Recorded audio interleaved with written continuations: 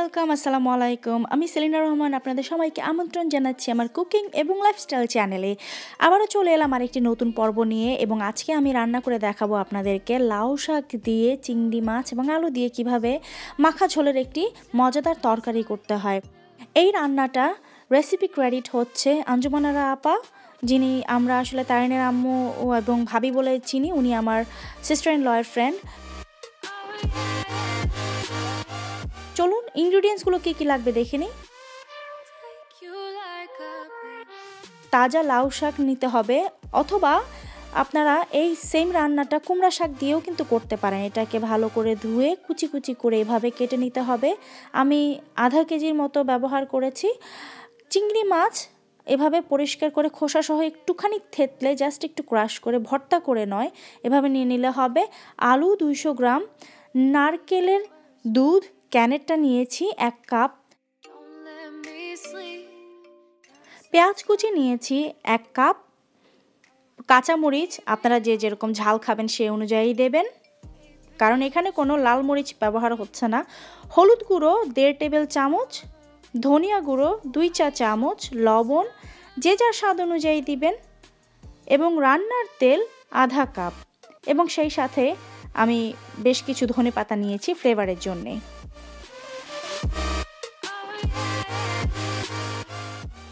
প্রথমে হাঁড়িটা গরম হয়ে গেলে এর মধ্যে তেলটা দিয়ে, তেলটা গরম হয়ে গেলে তার মধ্যে পেঁয়াজ কুচিগুলো সবগুলো দিয়ে দিতে হবে।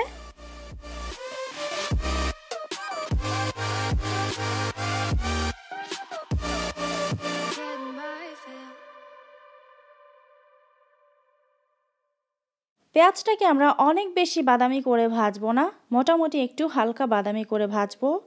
এবং এই পেঁয়াজের সাথে আমি কাঁচামরিচগুলো দিয়ে দিব। কাঁচামরিচগুলো আমি চিড়ে নিয়েছি, পুরোপুরি একদম 2 টুকরো ফালি করে না, এটাকে প্রায় অনেকখানি বেশখানি অর্ধেকের বেশি আমি চিড়ে নিয়েছি।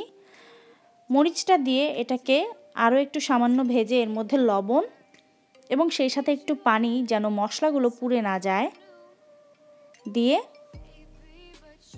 তার মধ্যে আমি দিয়ে দিব হচ্ছে হলুদ গুঁড়ো এবং ধনিয়া গুঁড়ো।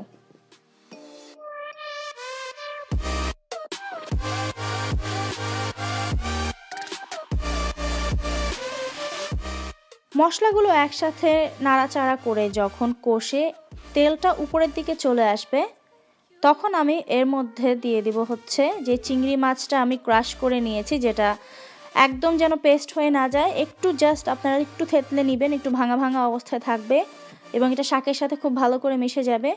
এবং সেই জন্যেই এই চিংড়িটাকে এভাবে নেয়া, এবং এটার রেসিপি এভাবেই এসছে, এতে করে খুব সুন্দর একটা ফ্লেভার হয় চিংড়ি মাছের এবং শাকের সাথে। তো এভাবে থেতলে নেওয়া চিংড়ি মাছটা আমি দিয়ে দিচ্ছি।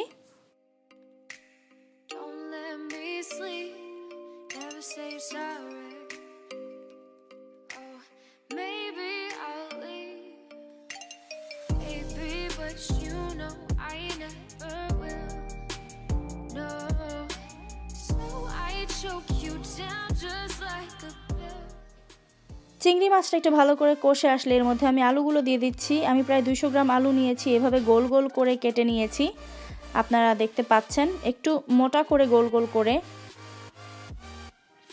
আমেরিকাতে আলুগুলো খুব তাড়াতাড়ি সেদ্ধ হয়ে যায়, সেজন্যে আমি আলুটা দেওয়ার সাথে সাথেই পরপরই আমি শাকগুলো দিয়ে দিব। কিন্তু যদি আপনারা বাংলাদেশে এটা রান্না করেন, বাংলাদেশে আলুগুলো একটু সেদ্ধ দেরি হয়, সময় লাগে, তাহলে আপনারা আলুটা দিয়ে একটু ঢেকে 2 মিনিট রান্না করে নেবেন। এতে করে আলুটা সেদ্ধ হতে যে সময় লাগে সেটা খুব ভালো করে ব্যালেন্স হবে শাকের সাথে। তো আমি শাকটাকে আগেই ধুয়ে রেখেছি, পানি ঝরিয়ে রেখেছি।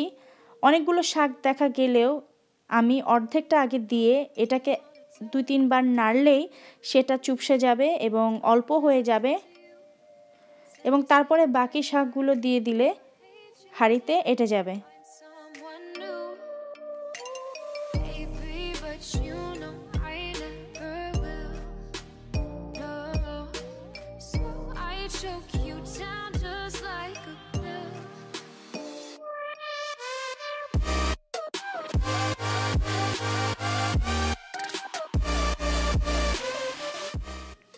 তো আপনারা দেখতে পেলেন আমি দুইবারে শাকগুলোকে হাঁড়িতে দিলাম, কারণ একবারে দিলে সেটা অনেক বেশি ভরে যেত এবং আমার নাড়তে অসুবিধা হতো। তো এটাকে না ঢেকেই প্রায় 5 থেকে 7 মিনিট পর্যন্ত এইভাবে রান্না করবেন। চুলার আঁচটা বরাবরই কিন্তু মিডিয়াম এবং হাইয়ের মাঝামাঝি থাকবে।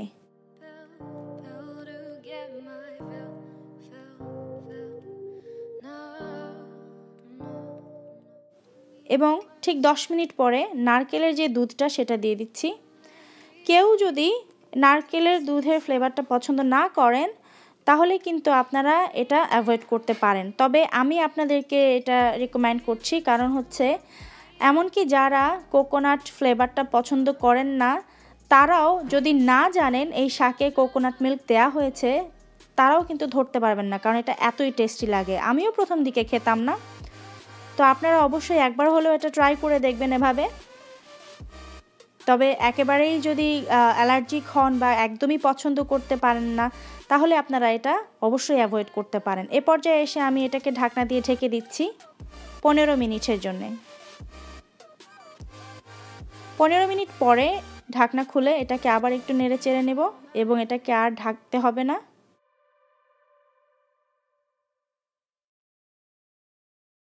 এবং যখন আপনারা বুঝতে পারবেন যে আলুটা সেদ্ধ হয়ে গেছে তখন আপনারা চুলার আঁচটা বাড়িয়ে দিবেন যেন ঝোলটা আরেকটু কমে আসে, কারণ আমরা অনেক বেশি ঝোল চাচ্ছি না, একটু মাখা মাখা ঝোল হলেই যথেষ্ট।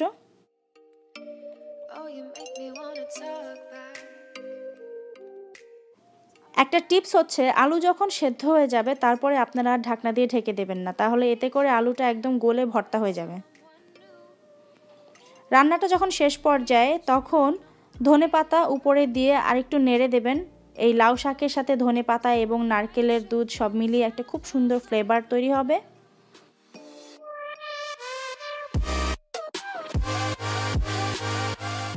আমার রান্নাটা অলমোস্ট প্রায় শেষের পর্যায়ে। চুলার আঁচটা এখন বন্ধ করে দিতে হবে, কারণ যেহেতু আলু দেয়া হয়েছে এতে করে কিন্তু ঝোলটা একটু শুষে নেবে। এবং বরাবরের মতো ঢাকনাটা একটুখানি খুলে রাখবেন যাতে ড্রাই হয়ে না যায় এবং ঘেমে তরকারিটা নষ্ট না হয়।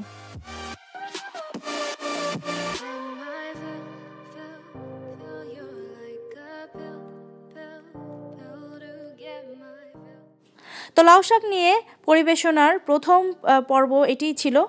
এরপরে কোনো একদিন আবার চলে আসবো লাউ শাক অন্য কীভাবে রান্না করা যায় সেই ভিডিও নিয়ে। চ্যানেলে 10,000 সাবস্ক্রাইবার পূর্ণ হবার সাথে সাথে একটা গিভঅ্যাওয়ের অ্যানাউন্সমেন্ট চলছে, তো আপনিও সেই গিভঅ্যাওয়েতে পার্ট নেওয়ার জন্যে আপনারা লাইক, কমেন্ট, শেয়ার দিয়ে এবং আমার চ্যানেলকে সাবস্ক্রাইব অবশ্যই করতে হবে, কারণ আমি যারা অনেক বেশি আমার চ্যানেলে ইনভলভ এবং যারা সাবস্ক্রাইব করেছেন তাদের মধ্যে থেকে কাউকে উইনার অ্যানাউন্স করব। তো আপনারা সবাই আমাকে সাপোর্ট করুন এবং সেই সাথে গিভঅ্যাওয়েতে পার্টিসিপেট করুন। খুব শীঘ্রই আবার হাজির হব নতুন কোনো সহজ রান্না নিয়ে, কারণ রান্না তো সহজই হওয়া উচিত, তাই না?